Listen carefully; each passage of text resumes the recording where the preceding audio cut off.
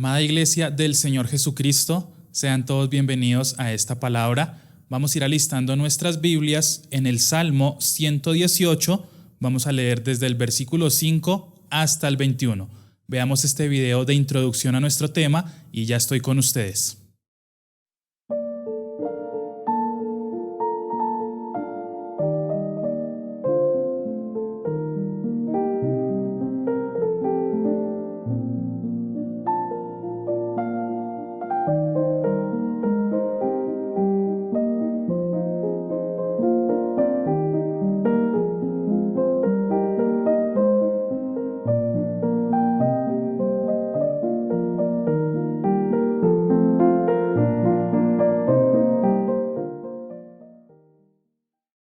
Dice la palabra de Dios en el Salmo 118, versículos 5 al 21, voy a leerlo de la versión PDT, Palabra de Dios para Todos. Cuando estaba en dificultades, llamé al Señor y le pedí ayuda. El Señor me respondió y me puso en libertad. El Señor está conmigo y por eso no tengo miedo. ¿Qué daño me puede hacer el ser humano? El Señor está conmigo, Él me ayuda. Así que venceré a mis enemigos. Es mejor refugiarse en el Señor que confiar en la gente. Es mejor refugiarse en el Señor que confiar en los poderosos. Todas las naciones me rodearon, pero las vencí en el nombre del Señor. Me rodearon una y otra vez, pero me defendí en el nombre del Señor. Me rodearon como un enjambre de abejas, pero se extinguieron como fuego entre espinos. En el nombre del Señor me defendí del ataque. Violentamente me daban empujones para que cayera, pero el Señor me ayudó. El Señor es mi fuerza y mi canto de victoria. Él es mi Salvador. Se escuchan los cantos de victoria y de alegría en los hogares de los justos. La mano del Señor ejerce poder. El Señor levanta su mano en señal de victoria. La mano del Señor ejerce el poder. No moriré, pues viviré para contar lo que ha hecho el Señor. El Señor me castigó con dureza, pero no me entregó a la muerte. Ábranse puertas justas y entraré a agradecer al Señor. Por ellas se entra a la presencia del Señor, por ellas entran los que son justos. Señor, te agradezco por responderme y porque fuiste mi salvación. Vamos a orar para entregar esta palabra al Señor.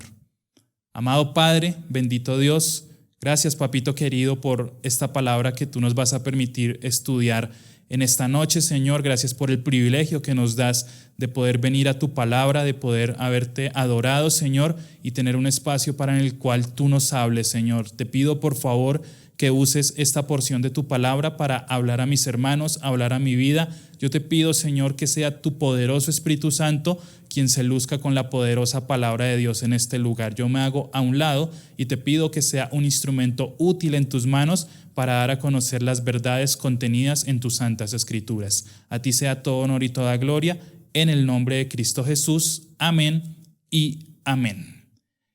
Este Salmo 118, mis amados hermanos, es uno de los salmos que podemos conocer en la Biblia como salmos mesiánicos, porque hablan directamente de Cristo y dan a entender su mensaje de salvación.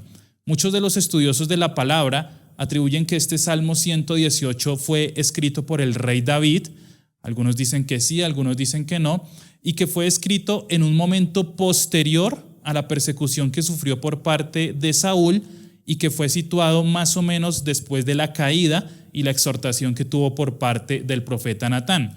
Este es el contexto general del Salmo 118. Este salmo lo podemos dividir en tres secciones principales. La primera sección que encontramos es una invitación que el autor hace al pueblo para agradecer y adorar a Dios. Eso está en el versículo 1 al 4. Entonces es un momento de alabanza y de agradecimiento a Dios. La segunda sección que encontramos habla del testimonio de un justo, en este caso el autor, un justo que fue salvado por Dios. Lo encontramos de los versículos 5 al 21. Y por último, terminamos haciéndolo un salmo mesiánico porque habla de la revelación del Mesías. Eso lo encontramos en los versículos 22 al 29. Este es, por decirlo así, el bosquejo general del Salmo 118, un salmo mesiánico, posiblemente y seguramente escrito por el rey David, ya sabemos en qué momento. Hoy quiero que, para efectos de esta predicación, nos centremos en la parte intermedia, es decir, del 5 al 21, y vamos a hablar de un justo que fue salvado por Dios, un justo que reconoce al Señor en todos sus caminos. Es curioso cómo la palabra Señor es muy recurrente en la versión PDT, siempre habla del Señor me salvó, el Señor me rescató, el Señor, nos habla de una dependencia total del autor y por eso estamos entendiendo esto desde el punto de vista de que pudo haber sido David, tanto agradeciendo lo que ya había pasado como lo que venía más adelante e incluso teniendo un proceso de restauración, porque este salmo nos habla acerca de un justo que está preso o que fue perseguido, un justo que no veía salida ante sus problemas, pero también un justo que fue corregido por Dios, un justo que se sometió a un proceso de restauración con Dios y rindió cada aspecto de su vida a Él. Eso, hermanos, puede llegar a estar pasando en este momento.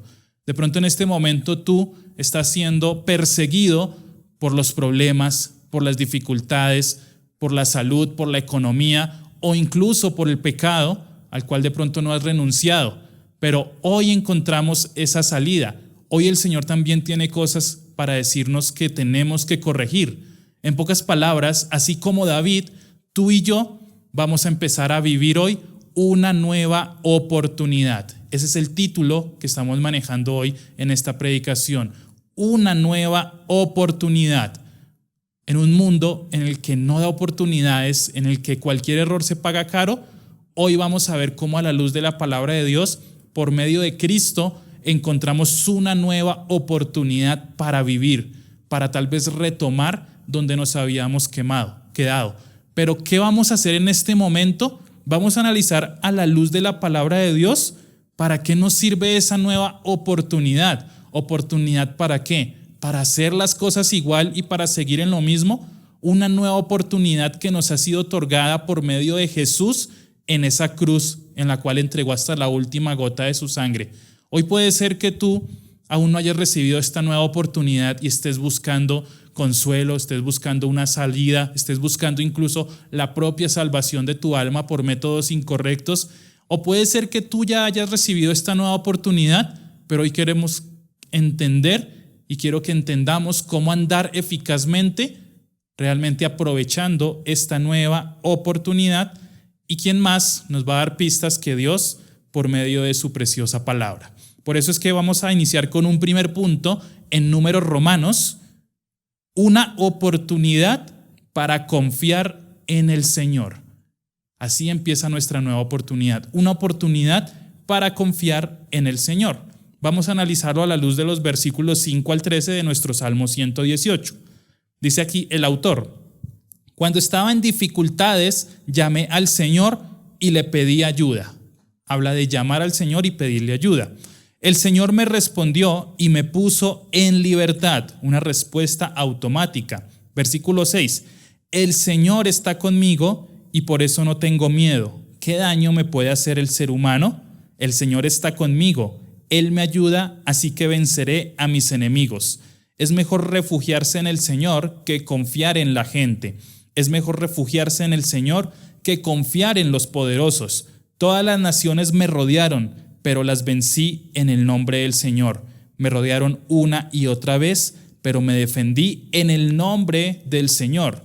Me rodearon como un enjambre de abejas, pero se extinguieron como fuego entre espinos. En el nombre del Señor me defendí del ataque.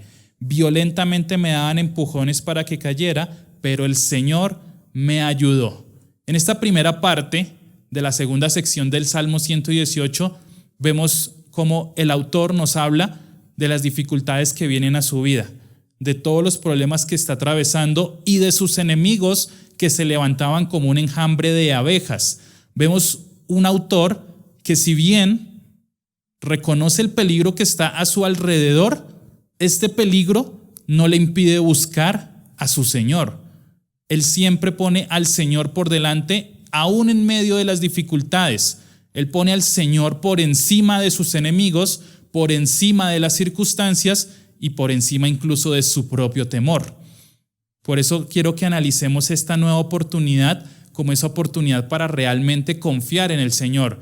Y vamos a ver en qué podemos confiar en el Señor. Primero, confianza en las dificultades. Confianza en las dificultades. Todas las personas que hayamos nacido en esta tierra y que vigentemente estemos aquí sobre este planeta, estamos relacionados con la palabra dificultades. Mira este pensamiento. Debemos aprender a confiar en Dios antes, durante y después de las dificultades y los problemas que lleguen a nuestras vidas. Y fíjate en los tiempos, antes, durante y después, porque hay muchas dificultades o crisis que tienen un tiempo antes, cuando de pronto estamos esperando una respuesta de un diagnóstico médico, cuando de pronto estamos esperando que ese hijo rebelde vuelva a casa. Hay dificultades en las cuales nos preocupamos incluso antes de que pasen los acontecimientos, pero también hay dificultades que llegan intempestivamente y de un momento a otro nos vemos en medio de ellas, andando ya en la dificultad. Vemos cómo necesitamos consuelo del Señor, cómo necesitamos su ayuda, cómo necesitamos tal vez su provisión, pero también hay dificultades que hemos superado y que pueden volver a repetirse. Eso nos habla de un después. Si nosotros entendemos que el Dios que abrió ese mar rojo puede volver a hacerlo, empezamos a confiar y a tener esa confianza en medio de las dificultades. Las dificultades son algo natural en la vida, sobre todo para seres que no tenemos absolutamente el control de nada. No tenemos el control de ningún detalle de nuestras vidas, salvo el tomar la decisión puesta por el Espíritu Santo de buscar a Dios. Ninguno aquí puede controlar el clima, ninguno aquí puede controlar el funcionamiento de su cuerpo, ninguno aquí puede controlar la economía.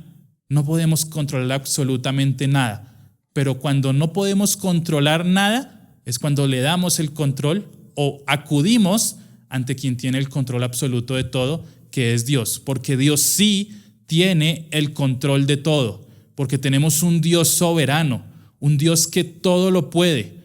Hay falsas doctrinas que salen hoy en día de que en este mundo nosotros vamos por nuestra cuenta y cada quien es responsable de lo que hace. Sí, yo tengo responsabilidad sobre lo que hago en esta tierra, pero dependo de un Dios soberano que por medio de su Espíritu Santo me guía a tomar buenas decisiones. Por ende, Dios sí tiene el control de absolutamente todo, tanto lo bueno como lo no tan bueno. Incluso Él tiene el control de cada gobierno puesto sobre la tierra. Jeremías 32:27 nos dice, de la Nueva Biblia de las Américas, dice: yo soy el Señor, el Dios de toda carne. ¿Habrá algo imposible para mí? Es una pregunta retórica. Por supuesto que no hay nada imposible para Dios. Lucas 18:27 lo reafirma. Él les dijo: lo que es imposible para los hombres es posible para Dios. ¿Y qué es imposible para los hombres? Casi todo lo que tú ves en la tierra. Es imposible para nosotros respirar por nuestra propia cuenta si no fuese por la gracia y misericordia de Dios. Es imposible caminar para nosotros si no fuese porque Dios nos sustenta. Por ende, lo que es imposible para el hombre es posible para Dios. Es imposible que ese esposo, ese hijo, ese familiar al cual tú le has predicado durante años se convierta a Cristo, pero para Dios sí es posible.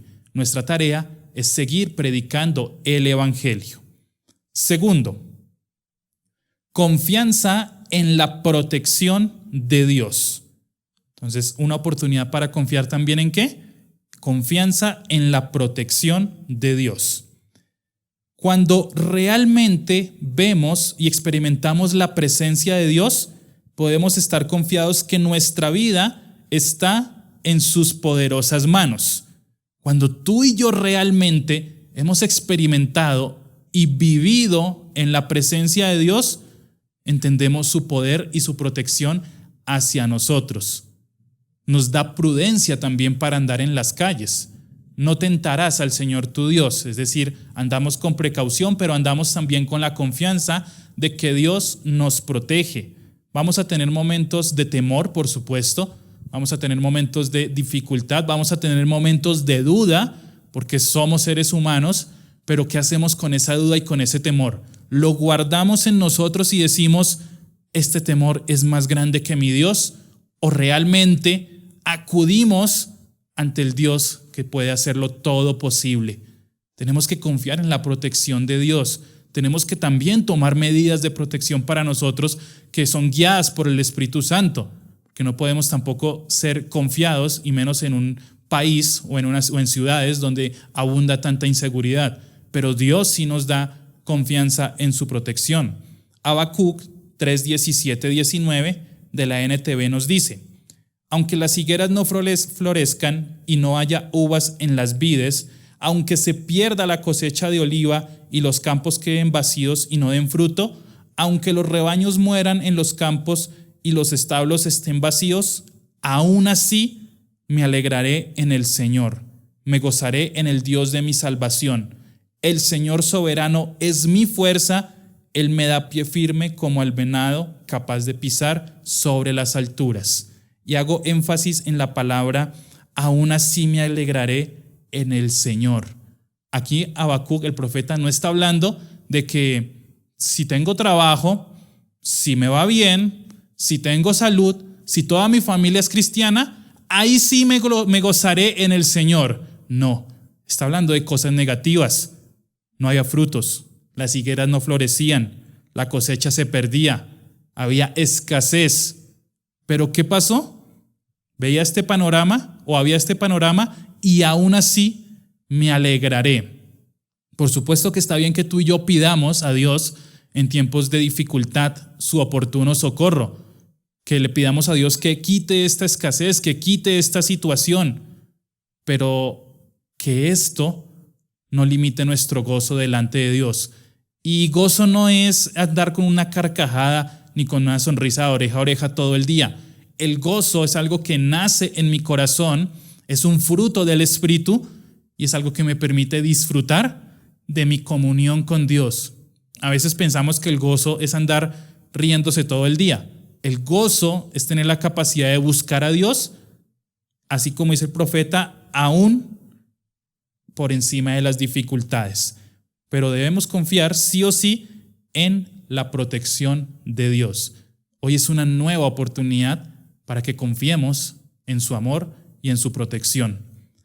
Tercero, confianza en que la victoria viene de Dios. Tenemos que tener esa confianza en que la victoria viene de Dios. Debemos aprender a vivir nuestra vida por medio de la victoria de Cristo en la cruz, la cual se disfrutará en el plano celestial. Esto es importante entenderlo. Nosotros ya recibimos la victoria que Cristo ganó por nosotros en la cruz. Hoy yo ya no soy esclavo del pecado.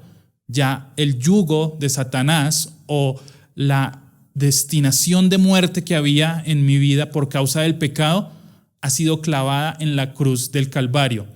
Pero esta victoria va a ser eficaz cuando estemos en la presencia de Dios, cuando hayamos terminado la carrera, cuando hayamos acabado la batalla, cuando hayamos guardado la fe, como dice el apóstol Pablo, tendremos esa corona de victoria, la cual nos será entregado a todos los que debemos la salvación.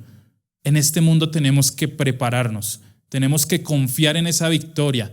No podemos vivir en este mundo con la derrota del pecado, porque si no, no seríamos hijos de Dios. Los que son hijos de Dios son guiados por el Espíritu de Dios. Y en la medida que tú y yo tengamos una vida en la cual vivamos de victoria en victoria, vamos a ir siempre hacia adelante. No vamos a retroceder, porque el Señor es el que nos da esta victoria. Isaías 12:2 nos dice: miren, Dios ha venido a salvarme. Confiaré en Él y no tendré temor. El Señor Dios es mi fuerza y mi canción. Él me ha dado la victoria. La victoria le pertenece a Él y esa victoria es heredada por medio de Cristo a nosotros sus hijos. Cada vez que nosotros tengamos una tentación, que tengamos una lucha, una dificultad, debemos siempre recordar la victoria de Cristo en la cruz que hoy obra a nuestro favor. Nahum 1:7 de la Reina Valera nos dice: Jehová es bueno, fortaleza en el día de la angustia, de la dificultad, y conoce a los que en él confían. ¿Y por qué los conoce? Porque una característica básica de una persona que conoce al Señor es que lo va a buscar en medio de la angustia y la dificultad.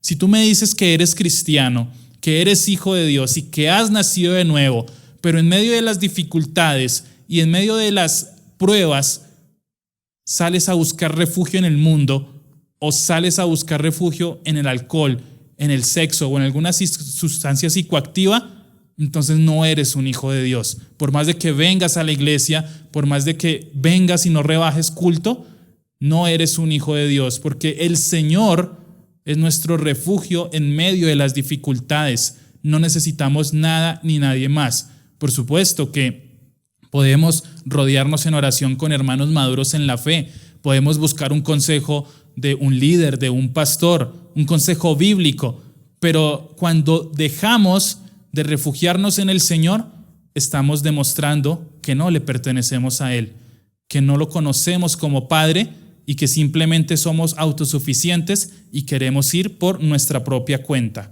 Por eso el Señor siempre nos guarda de la angustia y Él conoce a los que en Él confían, porque hay una comunión.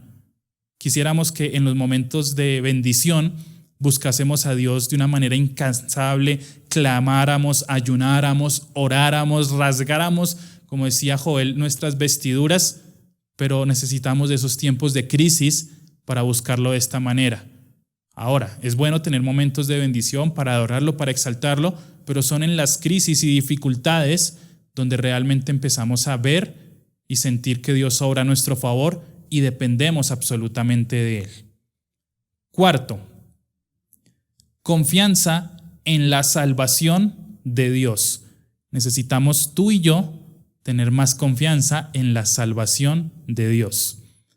Si realmente hemos nacido de nuevo y buscamos agradar a Dios, confiamos en que a pesar de lo que vivamos en este presente, vamos a estar eternamente con Él.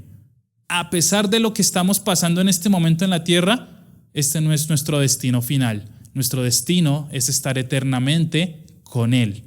Cuando nosotros realmente entendemos el concepto de la gracia, dejamos todo absolutamente de que gloriarnos y ufanarnos de que yo lo logré, yo lo hago, yo estoy aquí porque soy sensible en el espíritu, yo estoy aquí porque yo estudié en X o Y instituto, sino que cuando yo entiendo la gracia de Dios derramada en mi vida, simplemente me humillo delante de Dios.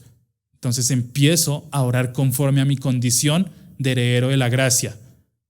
A mí me causa tristeza y también cierta rabia ver cómo en iglesias o en lugares líderes y personas oran con una irreverencia hacia Dios.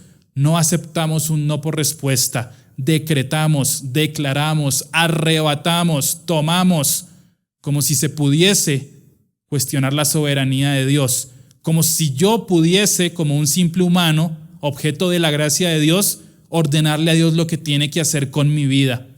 Si no puedo yo ni siquiera gobernar mi propia vida, si no fuese por la gracia y misericordia de Dios, ¿cómo puede un hombre decirle a Dios lo que tiene que hacer? Vemos el caso de Job, en donde Dios en su soberanía también le muestra su poder, pero incluso le muestra su misericordia y su gracia. Salmos 3:8 nos dice: la salvación es de Jehová, sobre tu pueblo sea tu bendición, sobre nosotros su pueblo. Hechos 4:12 nos dice: solo en Jesús hay salvación, no hay otro nombre en este mundo por el cual los seres humanos podamos ser salvos. Y no estamos hablando de religión, de movimientos, de política, sino que estamos hablando que en el nombre de Jesús y solamente en este nombre puede llegar a haber salvación. ¿Salvación de qué? Del pecado. Pero el problema es que hoy en día el nombre de Jesús se usa para conseguir beneficio y dinero, no para predicar la salvación. Hoy en el nombre de Jesús, en púlpitos como este, se dice serás próspero, serás bendecido, serás fructífero, serás X, Y, Z, vas a ir a la luna, vas a conocer los marcianos. Pero cuando realmente se habla de pecado, ahí sí no. Ahí el nombre de Jesús desaparece de algunas congregaciones y simplemente hay un hombre egoísta alimentando los egoístas deseos de personas que no quieren dar gloria al nombre de Jesús. Debemos confiar en la salvación que nos ha sido entregada, pero debemos estar seguros que realmente tenemos esa salvación. Porque yo no puedo decir que soy salvo y contradecir mi confesión de salvación con mi vida y con mis acciones. Debo esforzarme por realmente validar con mi vida que soy salvo. Y hoy es una nueva oportunidad para confiar en Dios en estos aspectos que hemos visto. Pero también es una nueva oportunidad, como segundo punto, una oportunidad para experimentar el poder de Dios. Hoy es una nueva oportunidad para que vivamos y experimentemos ese poder eficaz de Dios en nuestras vidas. Eso lo encontramos del versículo 14 al 21 de nuestro Salmo 118. El Señor es mi fuerza y mi canto de victoria. Él es mi Salvador. Entonces aquí el salmista empieza validando lo que vimos en los versículos anteriores. Entonces ya está claro que confía en su victoria, ya está claro que confía en su salvación. Por eso el Señor es mi fuerza y mi canto de victoria, Él es mi Salvador. Se escuchan los cantos de victoria y alegría en los hogares de los justos. La mano del Señor ejerce poder. El Señor levanta su mano en señal de victoria. La mano del Señor ejerce poder. Nuevamente, versículo 17, y quiero que nos centremos aquí en esta parte. No moriré, pues viviré. ¿Para qué? Para contar lo que ha hecho el Señor. El Señor me castigó con dureza, pero no me entregó a la muerte. Ábranse puertas justas y entraré a agradecer al Señor. Por ellas se entra a la presencia del Señor, por ellas entran los que son justos. Señor, te agradezco por responderme y porque fuiste mi salvación. Entonces aquí ya vemos una perspectiva diferente, que el salmista empieza a ver y experimentar el poder de Dios. El Señor es mi fuerza y mi canto de victoria. Solamente el Señor. Ya no moriré, ahora viviré. El Señor fue el que hizo, el Señor llevó a cabo, el Señor me levantó. El Señor también incluso lo castigó con dureza, es decir, ¿hay poder de Dios en la disciplina para el creyente? Por supuesto que sí, pero simplemente hace parte del proceso de realmente experimentar ese poder.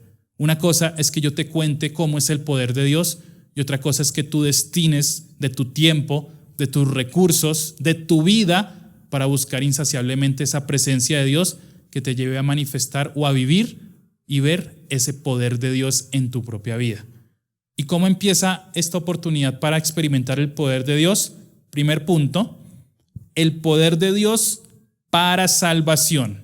Entonces, en la sección pasada veíamos, Dios nos llamaba a confiar en su salvación, pero aquí ya nos lleva a experimentar el poder de Dios para salvación.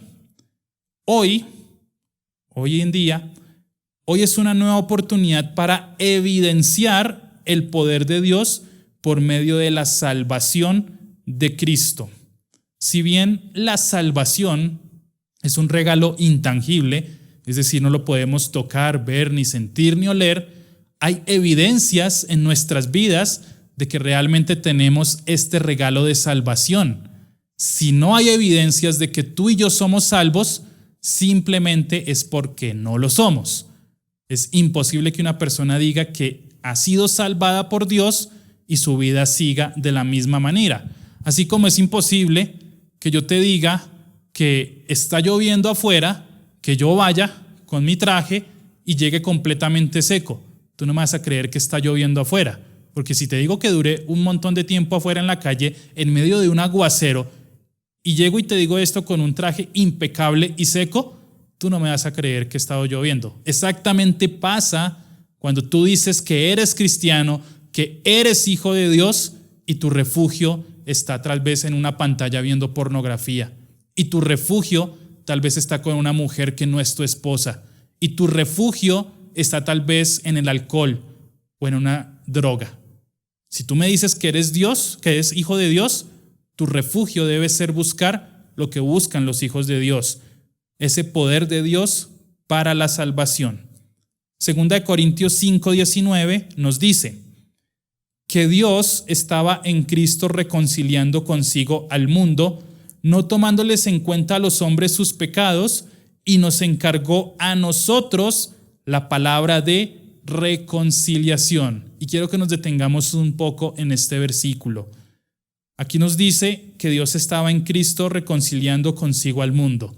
El pecado es una ofensa contra Dios y es una ofensa grandísima. Una ofensa se mide su tamaño de ofensa con relación al ofendido. Puede ser que algún día tú y yo compartamos una amistad, camaradería, y yo te ofenda y estemos en el mismo contexto, seamos compañeros de trabajo, amigos, conocidos o compañeros de barrio. Y tú me ofendes o yo te ofendo y digamos que la ofenda queda ahí. Pero supongamos que yo me voy a la nación más poderosa del mundo, digamos que es Estados Unidos, y me paro en la Casa Blanca y le digo al presidente de Estados Unidos que es un estúpido y empiezo de pronto a ofenderlo. Ahí ya, lo que de pronto entre nosotros queda como un simple desacuerdo, cuando yo lo hago en ese contexto y en ese lugar, ya cobra una relevancia altísima y me puede dar incluso hasta cárcel. Unas simples palabras, dichas mal, pueden llevarme a cárcel debido a la persona que estoy ofendiendo. ¿Cuánto más el pecado, que es una ofensa directa contra Dios, necesita lo que vemos en 2 de Corintios 5:19? Que Dios mismo haya sido el que reconciliara a la humanidad, porque es imposible para el hombre reconciliarse con Dios a no ser que sea por medio de Cristo. ¿Y cómo lo hizo? No tomándoles en cuenta a los hombres sus pecados. Y si yo me quedo solamente con esta frase de no tomándole en cuenta a los hombres sus pecados, voy a estar hablando de un juez injusto. Pero necesito el panorama completo en los evangelios de cómo fue posible que Dios reconciliara al mundo y que pudiese llevar a cabo no tomándole en cuenta a los hombres sus pecados, derramando hasta la última gota de sangre de su Hijo. Esa cruz, esos azotes, esas injurias, esos golpes, esos escupitajos tenían que ir sobre este cuerpo y sobre este rostro, porque yo era merecedor de todo esto. Pero como fue recibido, o como Cristo lo recibió por mí, me sustituyó en mi lugar, ahora es que el Señor no me toma en cuenta mis pecados, porque ya hubo alguien que pagó por ellos. ¿Y qué hizo ese Dios justo y soberano? Como Él ya pagó por mis pecados, me pide a mí que yo ahora hable esa palabra de reconciliación, que hable de Cristo, quien recibió todo el castigo, pero también que hable de lo que me ha salvado a mí, de esa salvación eterna, y ese es el poder de Dios para la salvación. Segundo, el poder de Dios obrando a nuestro favor. El poder de Dios obrando a nuestro favor. Desde el momento en que realmente somos salvos y nacemos de nuevo, hago énfasis en somos salvos y nacemos de nuevo, Dios empieza a obrar a nuestro favor con miras al propósito de cada uno. El propósito tuyo es diferente al mío, el de tu vecino es diferente, el de tu amigo es diferente, el de tu papá es diferente, el de tu mamá es diferente, el de tu hermano es diferente. Dios une personas, tal vez por medio del matrimonio, con miras a propósitos afines, pero son propósitos diferentes. A veces decimos, Dios está a mi favor, pero tal vez no confiamos realmente en esto. O pensamos que el hecho de que Dios esté a mi favor es sinónimo de que ya no hay más dificultades, ya no hay más problemas, ya no hay más enfermedad. Todo, absolutamente todo lo que pasa en mi vida demuestra que Dios está a mi favor. Y es todo, tanto lo bueno como lo no tan bueno. Todo demuestra que Dios está a mi favor. ¿Y por qué lo sé? Porque lo busco, lo conozco y porque Él me habla por medio de su palabra. Un pasaje muy conocido que valida esto es Romanos 8, del 28 al 34, y nos habla a nosotros. Y sabemos que a los que aman a Dios, todas las cosas les ayudan a bien. Esto es, a los que conforme a su propósito son llamados. Tú eres llamado y tienes un propósito. No eres llamado simplemente para colocar como una porcelana ornamental, sino que si eres llamado es porque tienes un propósito. Porque a los que antes conoció, nos habla de la predestinación, también los predestinó para que fuesen hechos conforme a la imagen de su Hijo, para que Él, es decir, Jesús, sea el primogénito entre muchos hermanos. A los que predestinó, a estos también llamó, a los que llamó, a estos también justificó. ¿Cómo nos justificó? Por medio de Cristo en la cruz. Y a los que justificó, a estos también glorificó. Estamos esperando esa glorificación. Versículo 31. ¿Qué pues diremos a esto? Si Dios es por nosotros, ¿quién contra nosotros? El que no escatimó a su propio Hijo, sino que lo entregó por todos nosotros, ¿cómo no nos dará también con Él todas las cosas? Y aquí no nos está hablando de que, sí ve, esa mansión va a ser mía, ese Lamborghini va a ser mío, ese paseo por todo Mediterráneo va a ser mío. Puede dárnoslo, sí, pero no nos está hablando de esas cosas, nos está hablando de la herencia de la salvación. ¿Quién acusará a los escogidos de Dios?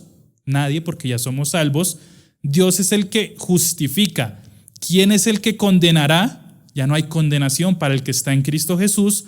Cristo es el que murió, más aún el que también resucitó, el que además está a la diestra de Dios, el que también intercede por nosotros.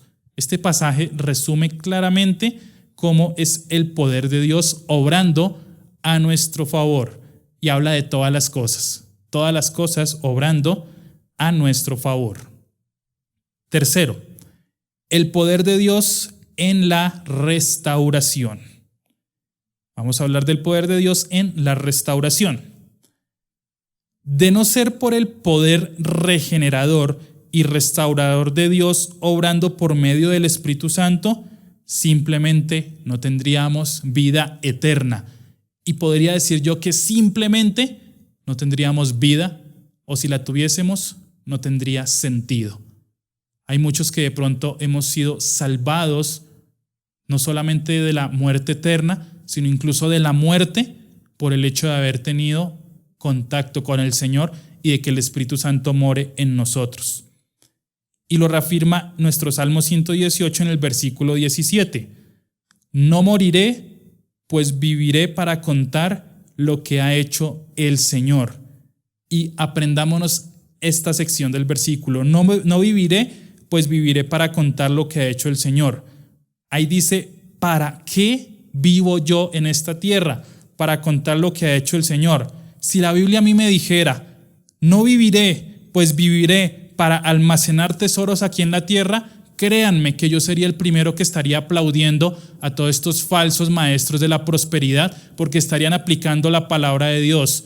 Si la palabra me dijera, no viviré, pues viviré para confesar y decretar que el universo está a mi favor, también todos estos falsos maestros del pensamiento positivo, yo les diría amén, porque están predicando la palabra de Dios. Pero si la palabra me dice, no moriré, pues viviré para contar lo que ha hecho el Señor, me está hablando de la predicación del verdadero evangelio. El apóstol Pablo nos habla en Gálatas 1:9 de que el que predique un evangelio diferente es anatema, es maldito para Dios, porque trae maldición a los que lo escuchan. El Señor me dio vida para que yo hable y predique su palabra, no para que yo viva conforme a mis deleites. Si el Señor te rescató a ti como creyente, es para que le sirvas a Él, bien sea dentro de la iglesia o fuera de la iglesia. Pero tu vida no es para seguirla desperdiciando en el pecado. No moriré, sino que realmente ahora yo viviré. Efesios 2, 1 y 2 nos dice lo siguiente. Y Él os dio vida a vosotros, ¿cuándo?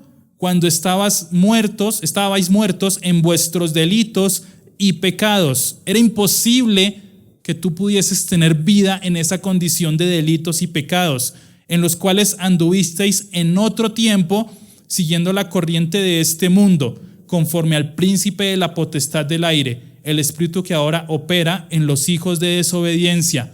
No teníamos opción, éramos pecadores porque éramos esclavos del pecado, y el príncipe de la potestad del aire, es decir, Satanás, nos esclavizaba cada vez más. Todo lo que tú puedes llegar a recibir de influencia del mundo va a tener como propósito esclavizarte al pecado.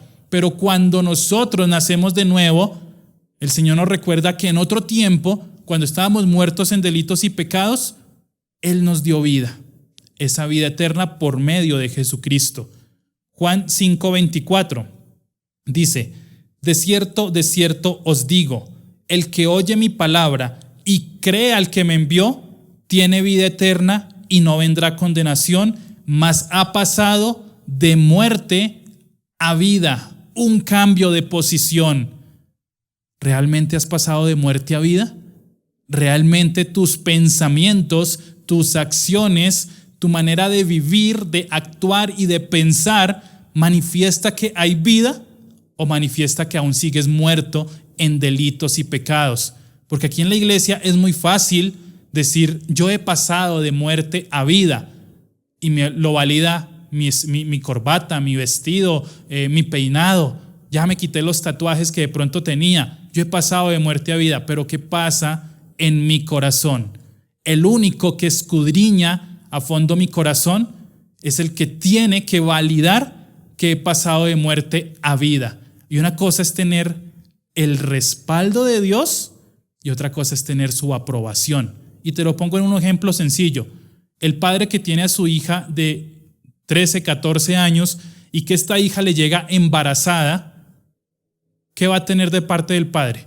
Por supuesto que va a tener su respaldo, porque la niña no puede trabajar ni mantener ni siquiera a ella misma, mucho menos a un hijo, pero no tiene su aprobación, porque ese padre quería que esa niña estudiara, creciera, se desarrollara profesionalmente y no empezara a tener que vivir con un niño no deseado desde este momento de su vida.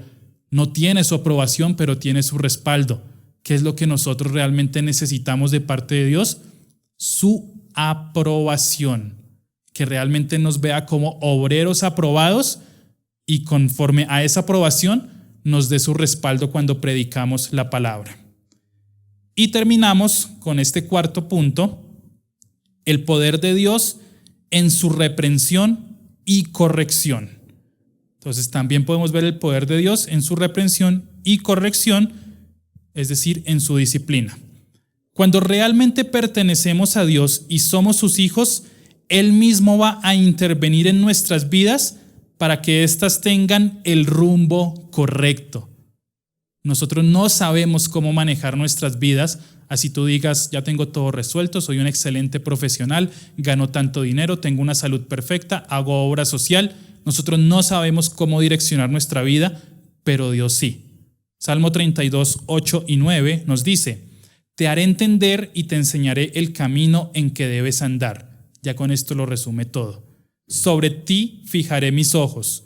No seáis como el caballo o como el mulo sin entendimiento, que han de ser sujetados con cabresto y con freno, porque si no, no se acercan a ti.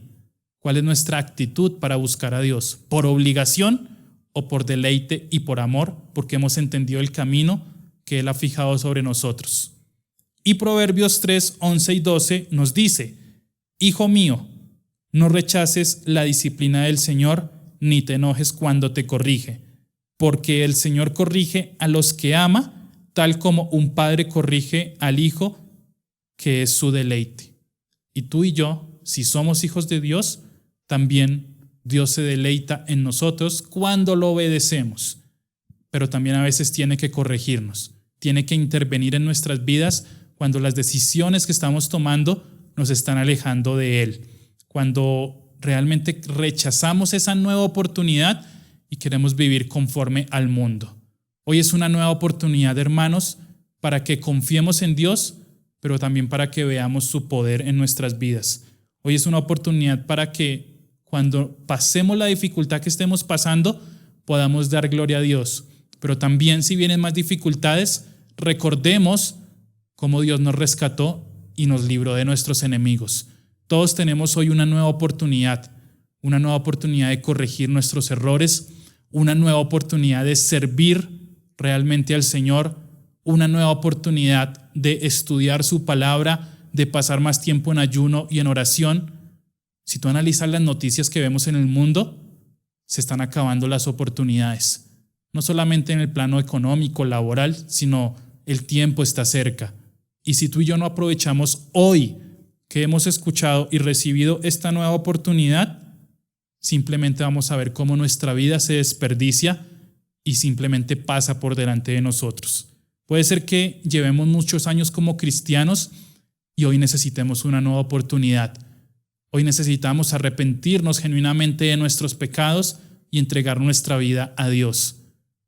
Pero tal vez es el primer día que tú escuchas esto y ni siquiera sabes de qué oportunidad está hablando. Es una nueva oportunidad para que te arrepientas y creas en el Evangelio, porque solamente en el nombre de Cristo hay salvación. Vivir una nueva oportunidad es un privilegio de parte de Dios. Y soy testigo realmente de que Dios da nuevas oportunidades para absolutamente todo. Pero ¿qué vamos a hacer con esta nueva oportunidad que hemos recibido? ¿Vamos realmente a comportarnos como dice la palabra de Dios? ¿O vamos a simplemente dejarla pasar y en unos meses o en unos años estás diciendo, ya no hay oportunidad para mí? Quiero que dispongas tu corazón allá en casa y cierres tus ojos. Amado Señor, Padre eterno, te doy muchas gracias, Señor, por habernos revelado por medio de tu palabra esta nueva oportunidad, Señor. Una oportunidad para confiar en ti, Señor, a pesar de lo que esté pasando. Una oportunidad, Señor, también para ver y experimentar tu poder en nuestras vidas, Señor, pero también una oportunidad, una nueva oportunidad para buscarte a ti, Señor. Perdónanos, Padre eterno, porque a veces buscamos oportunidades en el mundo, escalar posiciones en cualquier ámbito, Señor, y desechamos tal vez la oportunidad de estudiar tu palabra, de congregarnos, de venir a tu casa, de rendir alabanza y adoración. Hoy yo te pido, Señor, que seas tú inquietando nuestros corazones en el secreto a que realmente te demos el lugar que te corresponde a ti y que podamos vivir y experimentar esta nueva oportunidad, Señor. Cada vez que abro mis ojos, Señor, puedo ver esta nueva oportunidad porque tengo la oportunidad de adorarte, de exaltarte. Cada vez que tú me das el privilegio de ir a tu santa palabra, tengo la oportunidad de encontrarme contigo, Señor. Te pido que a cada uno de mis hermanos en su hogar, tú les reveles más acerca de esta nueva oportunidad para que podamos vivir y andar conforme a hijos de Dios, Señor. Te lo pedimos a ti en el nombre de Cristo Jesús. Amén y amén. Dios los bendiga, mis amados hermanos, y espero que siempre vivamos una nueva oportunidad para honrar al Señor. Bendiciones. Queremos que hagas parte de nuestra iglesia digital. Encuéntranos en Facebook y YouTube como Iglesia Cristiana Filadelfia JB, en Instagram @Iglesia Filadelfia JB, en Twitter @Filadelfia JB. No olvides visitar nuestra página web www.iglesiafiladelfiajb.com y nuestra aplicación móvil Filadelfia JB App.